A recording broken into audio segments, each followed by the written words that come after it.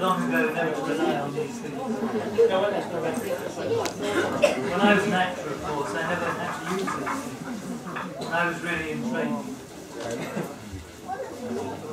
But that's over 40 years ago, I'm not quite as able as I once was. So, very nice to see so many people here today. If you can all just try and keep quiet and no conversations.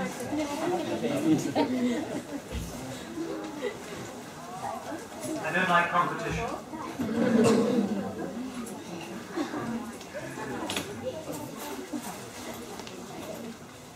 So very nice to see so many people here.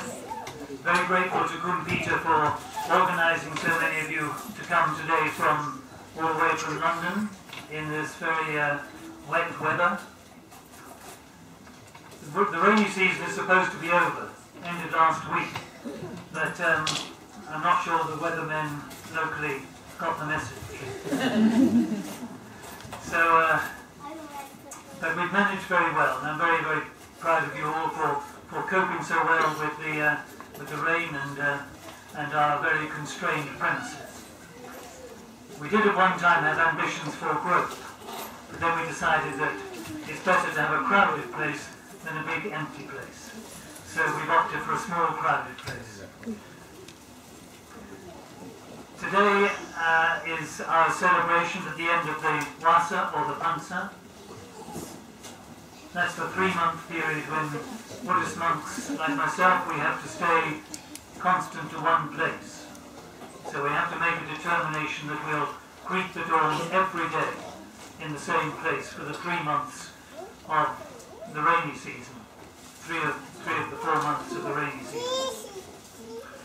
And this came about, for those of you who don't know the story, because a very long time ago, at the time of the Buddha, there were so many monks wandering about that the rice fields became damaged and the farmers were not happy. And when farmers are not happy, you know all about it. We have farmers around here who are sometimes not happy, and we know when they're not. So these farmers went to the Buddha and they complained.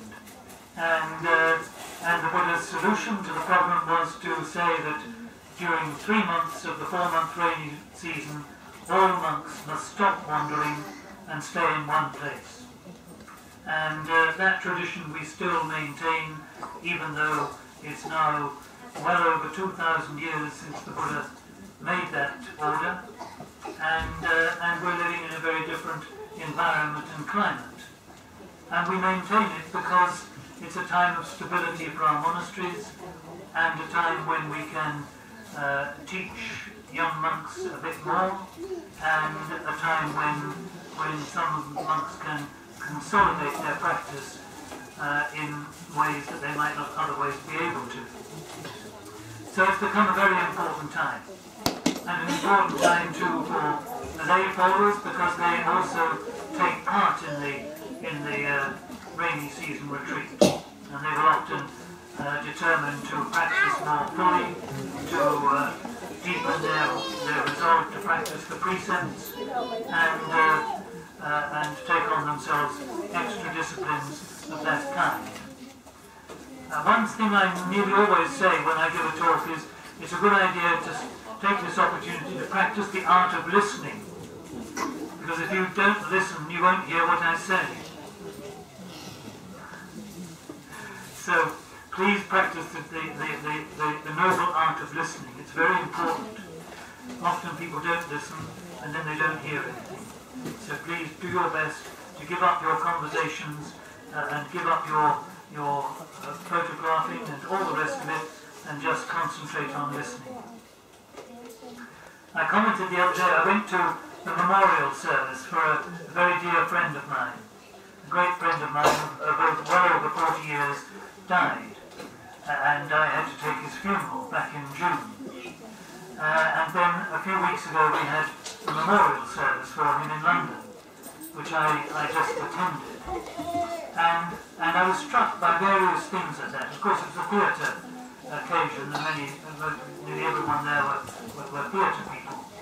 But I was very struck by the fact that no one was recording, no one was taking photographs, and people were just there living the moment and enjoying the moment of being there. And that to me is a very important thing, a very important practice. All the time I see people recording things for later on and not living the moment. And the moment goes past and it hasn't been lived in. And I do recommend that you live your life now. This great friend of mine, he would never wear a watch. When he was asked the time, he said, the time is now, and I am in it. And that's a great thing. The time is now, and be in it. And then you will live life fully, and you will have a rich and fulfilling existence. I was going to talk today a little bit more about what I see this celebration as. It's a celebration of the Sangha. And the Sangha, as you know, is the third of the three jewels, the third of the three refuges. Early on this year, I was in Thailand at a very big celebration. I was the keynote speaker at this big UN celebration, celebrating the 2600th anniversary of the Buddha's enlightenment. And that means that this year we celebrate the 2600th anniversary of the advent of the Sangha, the third of the three jewels. So for 2,600 years, the Sangha has been in existence. That means Buddhist monks and nuns have been in existence and have, during that time, offered people the opportunity to go forth and to practice fully the Buddha's teachings and discipline. And to do that in order to come out of their suffering. And not only have they had that opportunity, but during that time, the Sangha has been responsible for maintaining the Buddha's asana, the Buddha's teachings. And that's very important, because I reflect that in recent times here in the West, Buddhism has come here and been largely lay-led. There are lots of sort of celebrated lay teachers, lay Buddhist teachers, who've written books and who are well known. But I notice amongst those teachers lots of compromising, lots of bending and changing of what the Buddha taught. And I reflect that in these 2,600 years, when the Sangha has been maintaining and caring for the Buddha's asana, it has come down to us intact. It's amazing.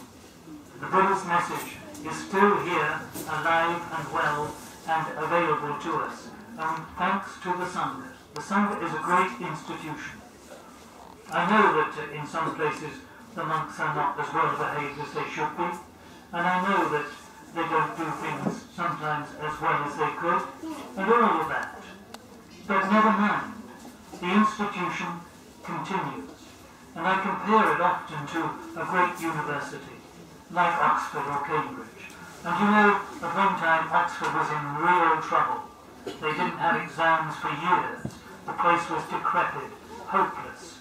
But it was an institution, and because it was there, it eventually survived, reformed, and it continues on and on, a great repository of knowledge and experience. And that is the Sangha. It's a great wealth of knowledge and experience, and it maintains the Buddha's message, and we should be very grateful to it, and all of us do our best to support it properly. And when I say that, you know, sometimes I see in some of the temples I've been to things given which are totally inappropriate to a Buddhist temple. Buddhist monks are supposed to be renunciants. That means we've given things up.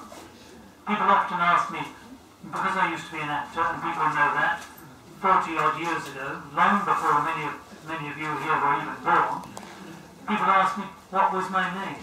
I don't tell them. I gave it up. I renounced all that. And it was only quite recently that I would talk about my past. And I do now, because I think, well, now I'm getting old, it may be of interest and some inspiration. But really and truly, I gave that up. It was renounced. That means left behind. And Buddhist monks are supposed to be renunciates and supposed to be focusing on a practice that takes them all the way to Nibbana. That means we don't need televisions. We don't need all sorts of rubbish. We don't need gymnasiums. We don't need exercise machines. We don't need a lot of things. We need, all we need is really the four requisites. During our morning and evening chanting, we sometimes recite reflections on the four requisites. What do we really need? Well, of course, we need food. Everyone here needs food. If we don't eat for some days or some weeks, we won't survive. Food is very important. So we depend on you, we depend on the lay people for food. This important requisite. It doesn't have to be flashy food, it doesn't have to be particularly special food, but it does need to be capable of sustaining life. And we do that, we reflect on that, in order that we can keep going, keep our training up, and keep on this road to enlightenment. Then what else do we need? Well, we need something to cover ourselves. We need something to keep ourselves warm, to keep off the heat when it's too hot, and generally to preserve modesty. So we need robes. Everyone needs some kind of covering, some kind of clothing. But it doesn't, again, have to be rich, expensive. It doesn't have to cost the earth. It doesn't have to be better than other people's, you know? We all get caught up in that, don't we? You know, he's got a nice robe, I wouldn't mind one like that, you know? But what's the purpose? What's the point of this? Simply to cover us, to enable us to keep going. To, in our case, of course, also to enable us to keep the discipline that the Buddha laid down for us. So we have particular kinds of clothing as Buddhist monks. And these robes are supposed to be rag robes. So if you look closely, you'll see that they are made in a pattern, and they're supposed to be pieces of cloth. And in the old days, and still to some extent in the East, we gather these from places where the cloth is cast off. Today, when you offer the bangsakum, that means cast off cloth, cloth that has no owner. So that's the ideal. But then what else? So we need food, we need clothing. What else do we need? Well, obviously, in this climate, you need a roof over your head. Especially today, you needed a roof over your head. And not only that, you need a little bit of protection from the climate. It gets quite cold here. It's difficult to imagine when we're in Thailand, and it's very hot, how cold it can be here. Just as when we're here, it's difficult to imagine how hot it can be in Thailand. But we do have to somehow protect ourselves from the climate. So we need some kind of dwelling. But it doesn't have to be a palace. It doesn't have to have gold taps in the bathroom. It doesn't have to have that much which is special. All it is a simple place where we can sit and we can lie down and sleep. So nothing too fancy, just enough. As we say in Thai, body, body. Shall I? Body. And then what else do we need? Well, unfortunately, we sometimes get unwell. Twice this year I've been sick. I've been bedridden. Twice. So, you know, when you're not unwell, you need some medicine. You need something to help you to get fit again.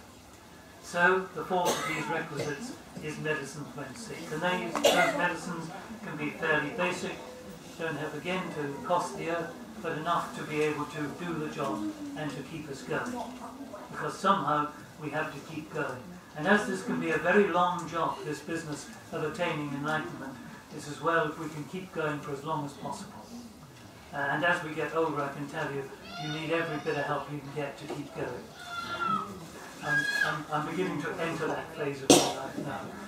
I need all the help I can get. So, but that's what we need. That's what you need to support us with. That's what we're very grateful to you for. Just those basic requisites to enable us to do this work. And it is a work. It's an important work. And it's an important work which you have some input to. And of course, gives you the opportunity to come and practice as well. The Buddha made this important point that it's a fair exchange, that you keep us going materially, we keep you going spiritually. So when you have your problems and your troubles and all that, you know where to come, and we know where you come. You come here. So we're very grateful for that, for your help, but please look after the Sangha and look after it properly. Don't give it the things that it doesn't need, because what happens then is that people go astray. If you give monks lots of money, they get greedy for more money. They want to buy things, because the Buddha pointed out, he didn't make it a hugely heavy offence to have money, but nevertheless, he said it was very important. When monks have money, then they can buy all sorts of things. They can buy the pleasures of the senses. They will go astray. So don't give monks money, but look after them with the proper requisites and care for prasad, the Sangha. Because believe you me, it is a very, very important jewel. And without it, in the future, we won't have the Buddhasasana. Some years ago, I was invited to a meeting about health service chaplaincy. Now, because I've been involved in chaplaincy, particularly prison chaplaincy, for all these years, people think I know something about chaplaincy, so they invited me to this meeting about chaplaincy for the health service. And I sat there and listened to various things that were said, and eventually they started talking about what criteria should be observed when choosing someone to be a chaplain. And so eventually they turned to me and said, what do you do in the prisons, that is? Because I'm the Buddhist advisor to the prison service, and I look after Buddhist chaplaincy in the prisons, all the prisons in the country.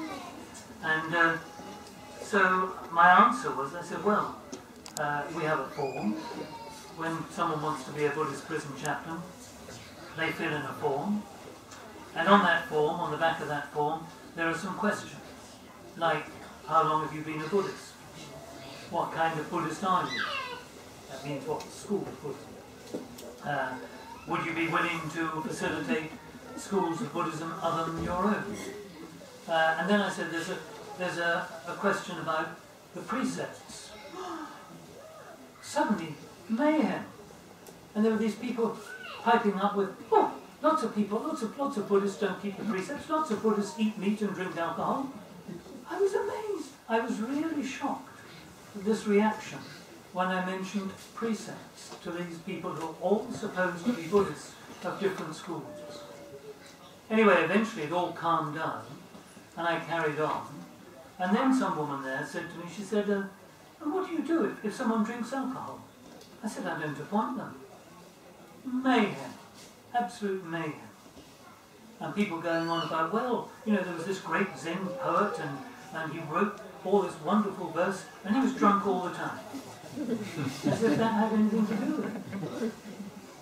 Do you know, it takes quite a lot to shock me, because I see a lot, especially in the prisons. I see all sorts of people. I know people who've done some terrible things. It takes a lot to shock me.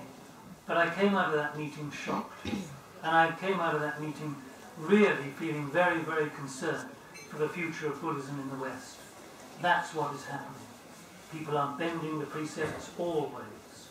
I get people coming to me wanting to be Buddhist prison chaplains, and they will say, oh, they've been Buddhist for 20 years, but they're not keeping the precepts. I say, well, what about the 5th precept? Oh, well, it's perfectly all right. I like my glass of wine after the meal every day, and I like to pop down the pub when I've got the time off. And I say to them, they say, well, what about the 5th precept? Oh, well, it's all right, so long as you don't get absolutely plastered. That's what the Buddha meant. Well, he didn't, I'm afraid. The Buddha said, abstain.